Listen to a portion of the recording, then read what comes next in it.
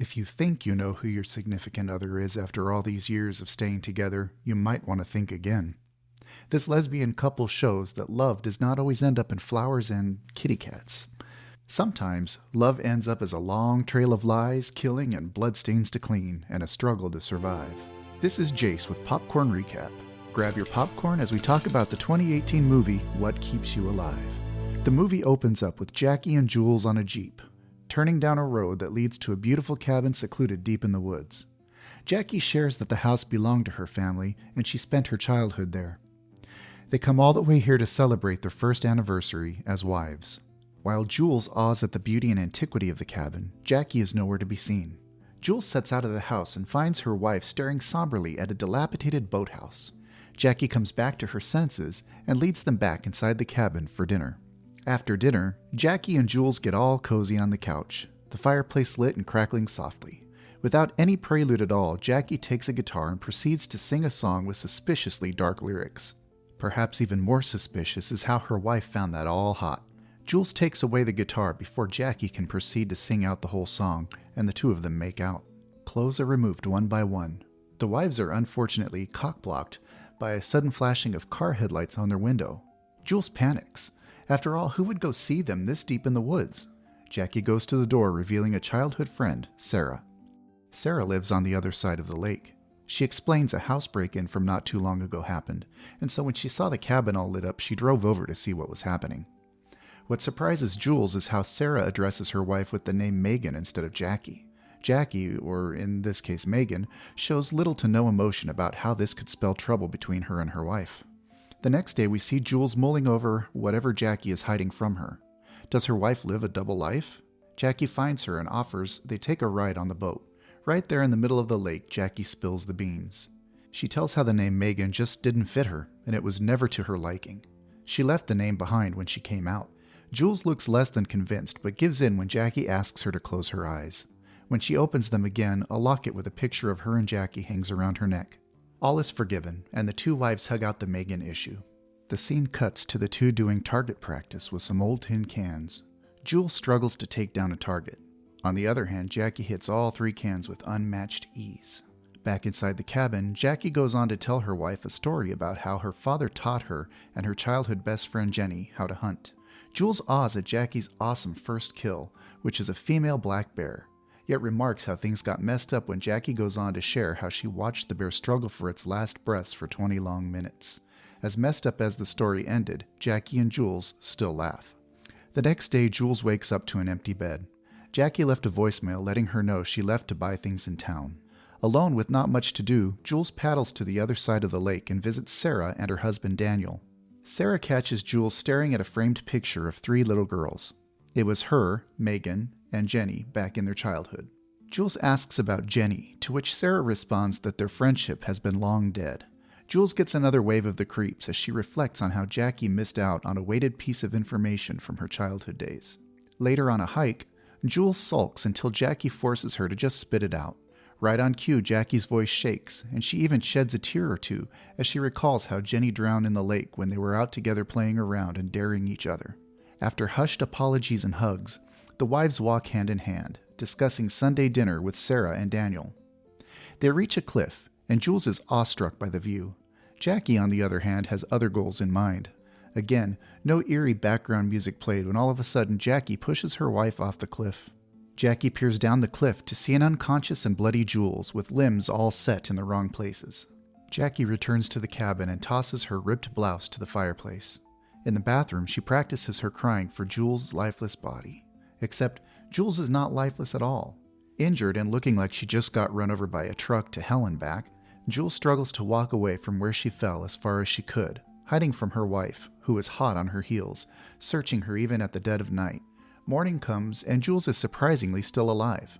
Lapping water from a nearby puddle, Jules searches for the road and returns to an empty cabin. Jackie had just left, equipped with a rifle and her annoyingly blank face. Jules fails to find a phone, tending instead to her injuries. Jules goes hardcore as she stitches up her stomach wound and readjusts a broken finger. Fleeing the cabin to look for help, Jules takes out the boat again to paddle over to Sarah's. Jules' luck is pretty much down the negative scale at this point as her psychopathic wife catches up to her. Firing missed shot after another, Jackie chases Jules down on another boat. Eventually, Jackie boards Jules's boat and threatens her to keep her mouth shut. Daniel, whose personality seems to revolve around sipping wine, catches sight of the two ladies from the dock. He asks if everything's okay, and Jackie says all is well. She was about to call a rain check on Sunday dinner when Jules hollers that it would be much better to have the dinner tonight. Clueless about what's going on, Daniel agrees. They're back inside the antique home again, with Jackie bathing Jules. Jules dares to ask her wife if she had ever loved her. Jackie easily replies no, face void of any emotion.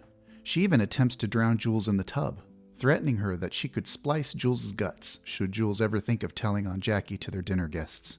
Before their guests arrive, Jules and Jackie sit in front of the fireplace.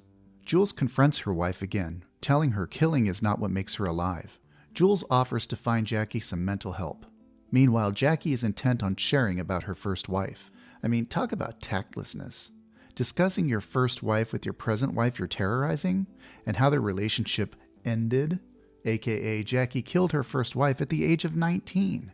8 p.m. comes around soon, and Daniel and Sarah arrive at the cabin. Daniel with a bottle of wine in hand. Sarah says the whole cabin feels like a time capsule. She embraces Jules upon finding her and asks if she's okay because of Jules' pained grunt from a mere hug. Jules waves it off and says she's fine, just the soreness of paddling. At the dinner table, Jules gets the hot seat of the evening's questions. Sarah asks her how she figured out Megan was finally the one. With shaky eyes, Jules goes on about how she fell in love slowly, but there's no escaping its grip. Rather than speak fondly of Megan, Jules rambles on about how little nuances and habits become something so significant and how their thinking can never be truly understood. Yet she is always ready to take the leap and risk it all. Tension rises thickly at the dinner table, but just like how the movie has always been wrapping things up, they laugh it all out. After dinner, the two couples separate into little chats.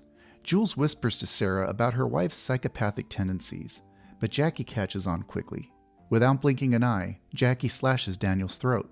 Jackie comes after Sarah next, chasing her up the stairs and stabbing her multiple times.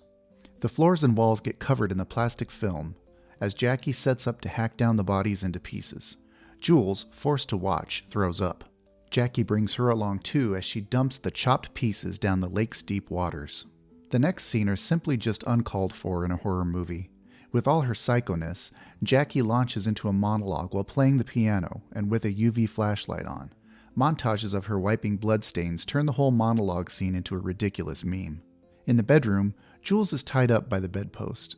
Jules is so desperate to escape, she even dreams of stabbing Jackie in her sleep. Jules wakes up the next day with breakfast and pliers served on the table. Jackie intends to take out her stitches. Alone in the lounge, Jules notices the boar's head is off-center. Behind it, she finds a tin box of lockets Jackie gifted to her ex-wives. The two drive out in their Jeep, and to outsiders nothing is out of the ordinary, except Jackie is intent on killing her wife to win insurance money. Jules pulls out a tranquilizer and stabs Jackie in the neck. Jules runs off, Jackie staggering behind her. Not long after, Jackie falls unconscious. Jules takes her wife's jackknife and drives away, crying hysterically. Yet all it takes to change Jules's mind is a crow flying by. She turns back to the cabin and sets up a sound system blaring loud rock music to lure in Jackie. By nighttime, the two get to face off each other again. Sounds of gunshots, grunts, and struggle to gain the upper hand serve as the evening's playlist.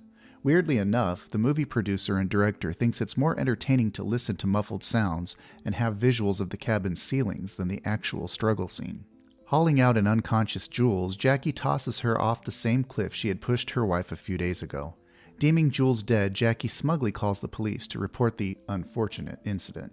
We learn that Jackie is diabetic and requires regular insulin shots. She injects herself a dose, but too soon she goes all dizzy and struggling to have a grip on her consciousness.